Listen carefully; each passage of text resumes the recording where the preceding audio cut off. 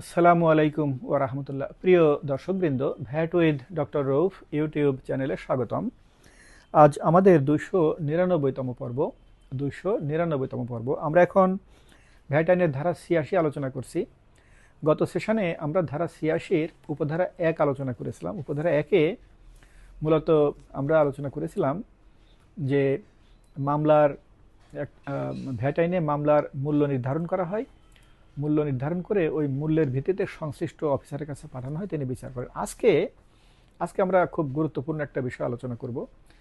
এই বিষয়টা যদি আপনারা যারা ভ্যাটের সাথে সামান্য সংশ্লিষ্ট তারা যদি জানেন, তো তাহলে আপনি আপনার অনেক কাজ আপনি সহজে করে ফেলতে পারবেন। আজকের ভিডিওটা দেখলে আমি নিশ্চিত যে সবশেষে আপনি আপনি বলবেন যে হ্যাঁ, একটা বিষয় শেখা হলো, এই বিষয়টা তো আমার আগে জানা ছিল না। তো এই আমি জানতে পারলাম বলে আমি আমার এই কাজটা করতে পারবো। আমাদের ভ্যাট সিস্টেমে এই একটা সমস্যা হলো যে আসলে আমরা আসলে সামগ্রিকভাবে আমরা বিষয়গুলো বুঝি না, এই জন্য আমরা কঠিন বলে মনে করি। তো প্রিয় দর্শকবৃন্দ, আমরা গত সেশনে আমরা ধারা ৮৬-এর উপধারা ১ আলোচনা করেছিলাম। আজকে আমরা উপধারা ২ এবং ৩ আলোচনা করব। ২ এবং ৩। দুইয়ে দুইয়ে দুইয়ে যে কথাটা বলা আছে এটা আমরা এর আগেও আলোচনা করেছি। দুইয়ে বলা আছে যে এই মামলার বিচারের ক্ষেত্রে শুনানি দিতে হবে। এটা আমি গত সেশনে, এর আগের সেশনে আমি খুব বিস্তারিত আলোচনা করেছিলাম যে শুনানি দিতে হবে, অবশ্যই শুনানি দিতে হবে। শুনানি না দিলে মামলা আইনসঙ্গতভাবে নিষ্পত্তি হবে না এবং উচ্চ আদালতে এই মামলা বাতিল হয়ে যেতে পারে। শুনানির ক্ষেত্রে একটা কথা আগে বলা হয়নি, সেটা আমি এখন বলি। সেটা হলো আইনে, এই ভ্যাট আইনে সেটা নাই, সেটা অন্যান্য উচ্চ আদালতের রেফারেন্স আছে। সেটা হলো যিনি বিচার করবেন তাকে শুনানি নিতে হবে। অনেক সময় এমন হয় যে একজন অফিসার শুনানি নিয়েছিলেন, এর মধ্যে তিনি বদলি হয়ে গেছেন, আর একজন অফিসার আসছেন। তো যিনি নতুন আসছেন তিনি বিচার আদেশটা জারি করলেন, কিন্তু উনি কিন্তু শুনানি নেননি। এই বিচারও ফল্টি বিচার হবে, এটা আদালতে এটা গ্রহণযোগ্য হবে না। অর্থাৎ যিনি বিচার করবেন তাকে শুনানি নিতে হবে। তিনি নিজে হিয়ারিং নেবেন, হিয়ারিং নিয়ে তিনি নিজে শুনবেন যে কন্টেন্টস কি, শুনে তারপরে তাকে বিচার আদেশ দিতে হবে। আমি আশা করি এই বিষয়টা আপনারা বুঝতে পেরেছেন। উচ্চ আদালতের রেফারেন্স আছে। তাহলে আমি এখন বললাম যে হিয়ারিং, যে কর্মকর্তা বা যে বিচারক যিনি বিচার করবেন তাকে হিয়ারিং নিতে হবে। তো এই হলো উপধারা ২। ধারা ৮৬-এর উপধারা ৩টা খুব গুরুত্বপূর্ণ। আমরা এখন উপধারা ৩ আলোচনা করব। উপধারা ৩-এ আপনারা একটা গুরুত্বপূর্ণ একটা বিষয় শিখতে পারবেন, খুব গুরুত্বপূর্ণ একটা বিষয় শিখতে পারবেন, যেটা ভ্যাট ম্যানেজমেন্টে খুব দরকার হয়। এই বিষয়টা আমরা আগেও আলোচনা করেছি, আপনারা হয়তো স্মরণ করতে পারেন। আমরা সংক্ষিপ্ত বিচার নিয়ে আমরা আলোচনা করেছি এর আগে। সংক্ষিপ্ত বিচার, সামারি অ্যাডজুডিকেশন, সংক্ষিপ্ত বিচার। ভ্যাট আইনে যে বিচার হয়, আমরা বিভিন্ন দৃষ্টিকোণ থেকে বিচারকে ভাগ করতে পারি। আমি আজকে বলেছিলাম যে অনিয়ম মামলা, ফাঁকি মামলা, এটা একটা বিভাজন। আর একটা বিভাজন হলো সাধারণ বিচার আর হচ্ছে সংক্ষিপ্ত বিচার। সাধারণ বিচার হলো আপনাকে শোকজ করবে, আপনি শোকজের রিপ্লাই দিবেন, এরপর আপনার হিয়ারিং নেবে, ইনকোয়ারি করবে, তারপরে বিচার করবে। তো অনেক সময় লেগে যায়। মাঝে মাঝে বড় মামলা হলে, কমপ্লেক্স মামলা হলে অনেক সময় বছরের পর বছরও সময় লেগে যায় আর কি। তো আজকে আমরা সংক্ষিপ্ত বিচার আলোচনা করব, ধারা ৮৬-এর উপধারা ৩। সংক্ষিপ্ত বিচার সম্পর্কে জানলে আপনার অনেক কাজ সহজ হয়ে যাবে। সংক্ষিপ্ত বিচার কি সেটা আমরা খুব সংক্ষেপে এখন দেখি। যদি কোনো ব্যক্তি তৎকর্তৃক ব্যর্থতা, অনিয়ম বা কর ফাঁকির ক্ষেত্রে সংক্ষিপ্ত ন্যায় নির্ণয়ন এর আবেদন করেন। সংক্ষিপ্ত বিচারের জন্য আপনাকে আবেদন করতে হবে, আপনাকে অ্যাপ্লিকেশন করতে হবে। আমরা এর আগে দেখেছি যে মামলার মূল্য অনুসারে মামলাটা একটা অফিসারের কাছে প্লেস করা হয়। তো অফিসারের কাছে প্লেস করা হলে তখন আপনি যে আবেদন করবেন অফিসারের কাছে, আবেদন করতে হয় যে আমার এই বিরুদ্ধে মামলা হয়েছে, তো এই মামলা আমি অপরাধ স্বীকার করছি। এই যে আমি অপরাধ স্বীকার করছি, এগুলো বর্তমান আইনে নাই। আগের আইনে এরকম ছিল যে আমি অপরাধ স্বীকার করছি, আপনি যে আদেশ দিবেন সে আদেশ আমি মেনে নিব, আমি কোনো আপিল করব না, এরকম বিধান সম্ভবত ছিল, আমার যতদূর মনে পড়ে ছিল। এভাবে আবেদন করতে হতো। তো বর্তমানে এগুলো না থাকলেও আসলে আবেদন এভাবেই করতে হয়। অনেকে না, সবাই এভাবে আবেদন করে।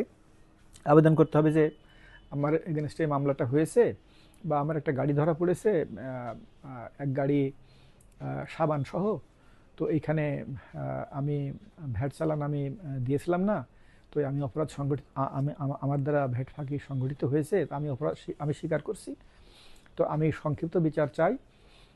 আমি এই বিচার আদেশের বিপরীতে আমি কোনো আপিল করব না, আপনার দেওয়া যে কোনো আদেশ আমি মেনে নেব, তাই আমাকে সংক্ষিপ্ত বিচারের মাধ্যমে মামলাটা নিষ্পত্তি করার জন্য অনুরোধ করছি। একটা একটা আবেদন করতে হয়। আবেদন করার পরে তবে সেক্ষেত্রে ন্যায় নির্ণয়নকারী কর্মকর্তা, তখন বিচারক যিনি, তিনি কারণ দর্শানোর নোটিশ জারি ও শুনানি গ্রহণ ব্যতি রেখে, তখন আর আপনি যখন সংক্ষিপ্ত বিচারের আবেদন করবেন তখন আর শোকজও করবে না, শুনানিও নেবে না, এই সময় সেভ করার জন্য। সাধারণত কখন এই সংক্ষিপ্ত বিচারের আবেদন করেন? যখন আপনার পণ্য যখন সেন্সিটিভ পণ্য, আপনার পণ্যটা ভ্যাট অফিস ঠিক মতো সংরক্ষণ করতে পারবে না। ধরেন আপনার পণ্যটা, ধরেন ব্রেড, এই ব্রেডের বয়স 3 দিন, ব্রেডের বয়স হলো 3 দিন। তো উৎপাদন করে ব্রেড ধরেন ঢাকা থেকে উৎপাদন করে, এটা ধরেন গাজীপুর থেকে উৎপাদন করে এটা নিয়ে যাচ্ছে হলো চাঁপাইনবাবগঞ্জ। তো চাঁপাইনবাবগঞ্জ নিয়ে যেতে 5-6 ঘন্টা সময় লাগবে। আজকে উৎপাদন হয়েছে, আজকে নিয়ে রওনা হয়েছে, এটা কাল পরশুর মধ্যে এটা সেল করতে হবে, 3 দিনের বয়স। তো এটা ধরা পড়ছে, আমি ধরে নিলাম যে এটা পাবনায় যে ধরা পড়ছে, তো এখন এই ব্রেড তো নষ্ট হয়ে যাবে, তো এই জন্য এটা এখনই আপনি সংক্ষিপ্ত বিচারের আবেদন করে নিয়ে যাবেন। তারপর ধরেন একজন টেন্ডারের এগেনস্টে একটা পণ্য সরবরাহ দেওয়ার জন্য নিয়ে যাচ্ছে, তো এইটা আগামী 3 দিনের মধ্যে তাকে এই পণ্যটা সরবরাহ দিতে হবে। তিনি টেন্ডারে উইন করেছেন, যদি সরবরাহ দিতে না পারেন 3 দিনের মধ্যে, তাহলে তার টেন্ডারটা বাতিল হয়ে যাবে। তো এটা খুব ইম্পর্টেন্ট, তার দিনের সময়টা ভেরি ইম্পর্টেন্ট। তখন তিনি এই সংক্ষিপ্ত বিচারের আবেদন করবেন। এমন হতে পারে যে এই পণ্যটা এত ডিগ্রি তাপমাত্রায় সংরক্ষণ করতে হয়, তো ভ্যাট অফিসে তো এই এত সুন্দরভাবে সংরক্ষণ করার ব্যবস্থা নেই, তো পণ্যটার কোয়ালিটি নষ্ট হয়ে যাবে। তখন মালিক সংক্ষিপ্ত বিচারের আবেদন করে। তো বেসিক কথা হলো যে এই দ্রুত পণ্যগুলো বুঝে পাওয়ার জন্যে, তাছাড়া অন্য পণ্য যে করা যাবে না তা না, হ্যাঁ অন্য পণ্যও করা যাবে এবং করে, প্রয়োজন হলেই করে। আমি তো বলি যে এই সংক্ষিপ্ত বিচারের মাধ্যমে নিষ্পত্তি করাটাই সহজ, যে কোনো মামলা সংক্ষিপ্ত বিচারের মাধ্যমে নিষ্পত্তি করা সহজ। তো তাহলে আপনারা এতক্ষণে বুঝতে পেরেছেন যে সংক্ষিপ্ত বিচারের জন্য আবেদন করতে হবে। আবেদন করলে এখন যিনি বিচারক, তিনি আর কারণ দর্শানোর নোটিশ জারি করবেন না, কারণ দর্শন নোটিশের কোনো উত্তর জবাব দিতে হবে না। আমরা ধারা 73 আমরা দেখে আসছি যে কারণ দর্শন নোটিশ জারি করতে হয়, তারপরে সময় থাকে, তারপরে হিয়ারিং নিতে হয়, তারপরে যদিও ওইখানে তদন্তের কথা বলা নাই, কিন্তু মামলার তদন্ত করতে হয়। সাধারণত তদন্ত বলতে ফার্দার অ্যানালিসিস আর কি। একটা বিচার আদেশ দিতে হলে তো বিচারককে বুঝতে হয় যে এখানে কী কী ভায়োলেশন হয়েছে, তো তাহলে তো সেটা অ্যানালিসিস করতে হয়। অ্যানালিসিস করতে হলে তো তাকে হেল্প নিতে হয়, অন্য অফিসারদের হেল্প নিতে হয়, ইনকোয়ারি করাতে হয়, এরপরে শুনানি নিতে হয়। সাধারণত যার এগেনস্টে মামলা তার শুনানি নেওয়া হয়, যারা মামলা দায়ের করেছে তাদের শুনানি নেওয়া হয়, যারা সাক্ষী তাদের শুনানি নেওয়া হয়। তো সংক্ষিপ্ত বিচারের আবেদন করলে তখন আর কারণ দর্শানোর নোটিশ জারি করা হবে না, শুনানি নেওয়া হবে না, তখন সাথে সাথেই বিচারক বিচার করে দিবেন। বিচার করে উনি ফাইন পেনাল্টি করে আদেশ দিয়ে দিবেন, নথিতে আদেশ দিয়ে দিবেন। যার পণ্য তিনি সরকারি কোষাগারে টাকা জমা দিয়ে এরপরে তিনি পণ্য খালাস নিয়ে চলে যাবেন। তো উক্ত ক্ষেত্রে শুনানি গ্রহণ ব্যতি রেখে উক্ত ক্ষেত্রে ন্যায় নির্ণয়ন কার্যক্রম সম্পন্ন করিতে পারিবেন। তো প্রিয় দর্শকবৃন্দ, আমি বলেছিলাম যে আজকের সেশনে আপনার একটা খুব গুরুত্বপূর্ণ বিষয় জানতে পারবেন, যেটা আপনার এই ভ্যাট ম্যানেজমেন্টে আপনার জন্য খুব সহায়ক হবে। আমার কথাটা কি সঠিক হয়েছে? আপনার কি নতুন একটা বিষয় জানতে পেরেছেন?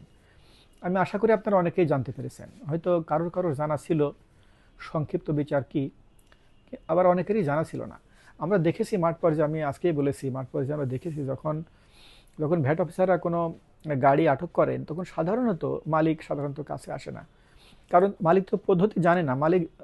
পদ্ধতি যদি মালিকের জানা থাকতো যে তিনি অন্তর্বর্তীকালীন জিম্মা নিতে পারেন, তিনি সংক্ষিপ্ত বিচার আদেশ করাতে পারেন, এইভাবে করাতে হয়, এতদিনের মধ্যে করাতে হয়, এই নিয়ম। তো না জানার কারণে তিনি তখন খুবই অরিড হয়ে যান।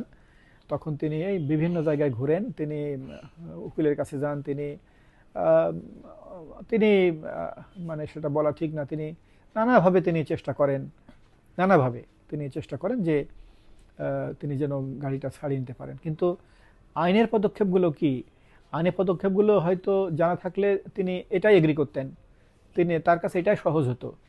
যেহেতু তিনি জানেন না, এই জন্য তিনি আরও অনেক কঠিন পথ বেছে নেন। তো তাহলে আমি যে বলেছিলাম যে এই সংক্ষিপ্ত, আজকে একটা সুন্দর একটা বিষয় আপনারা জানতে পারবেন, সেটা সেটা হলো সংক্ষিপ্ত বিচার। এই সংক্ষিপ্ত বিচারের আবেদন আপনাকে করতে হয়। আবেদনে আপনাকে লিখতে হয় যে আমি ফাঁকি দিয়েছি, ফাঁকি সংগঠিত হয়েছে, আমি সংক্ষিপ্ত বিচার চাই, শুনানি গ্রহণ এবং কারণ দর্শানো নোটিশ জারি ব্যতি রেখে, এবং আমি আপনার দেওয়া যে কোনো আদেশ মেনে নেব, আমি কোনো আপিল করব না। এরপর অফিসার বিচারাদেশ জারি করবেন। আপনি ভ্যাট, জরিমানা ইত্যাদি পরিশোধ করে আপনি আপনার পণ্য, যানবাহন আপনি নিয়ে খালাস নিয়ে চলে আসবেন। তো প্রিয় দর্শকবৃন্দ, আমরা আমরা আমরা আজ ধারা ৮৬ শেষ করলাম। ধারা ৮৬-তে আমরা গত সেশন এবং আজকের সেশনে আমরা আলোচনা করলাম। ধারা ৮৬-তে গত সেশনে আমরা আলোচনা করেছিলাম যে মামলার মূল্য নির্ধারণের পর মূল্য অনুযায়ী কোন কর্মকর্তা বিচার করেন, এই বিষয়টা আমরা গত সেশনে আলোচনা করেছিলাম। আমরা আলোচনা করেছিলাম যে অনিয়ম মামলার ক্ষেত্রে অ্যাসিস্ট্যান্ট কমিশনার বিচার করবেন। আমরা আজকে আলোচনা করেছি যে শুনানি গ্রহণটা কত ইম্পর্টেন্ট, শুনানি নিতে হয়। আজকে আমি একটা বিষয় বলেছি যেটা ভ্যাট আইনে নাই, যেটা উচ্চ আদালতের রেফারেন্স আছে, যে শুনানি যে অফিসার বিচার করবেন তাকেই শুনানি নিতে হবে। আগে যদি অন্য অফিসার নিয়ে থাকে তো তারপরে নতুন অফিসারকে শুনানি গ্রহণ করতে হবে। এরপরে আমরা সংক্ষিপ্ত বিচার নিয়ে আলোচনা করলাম। সংক্ষিপ্ত বিচার, আমি আশা করি যে সংক্ষিপ্ত বিচার পদ্ধতিটা আপনারা বুঝতে পেরেছেন, এবং পরবর্তীতে যখন আপনার কোনো আটক হবে তখন আপনি সংক্ষিপ্ত বিচারের পদ্ধতি অবলম্বন করে আপনি সহজে আপনি পণ্য খালাস করতে পারবেন, বা আপনি এই মর্মে কনসালটেন্সিও করতে পারবেন। তো প্রিয় দর্শকবৃন্দ, তো আজকের মতো আমরা এখানেই শেষ করলাম। অনেক ধন্যবাদ। খোদা হাফেজ। আসসালামু আলাইকুম ওয়া রাহমাতুল্লাহ।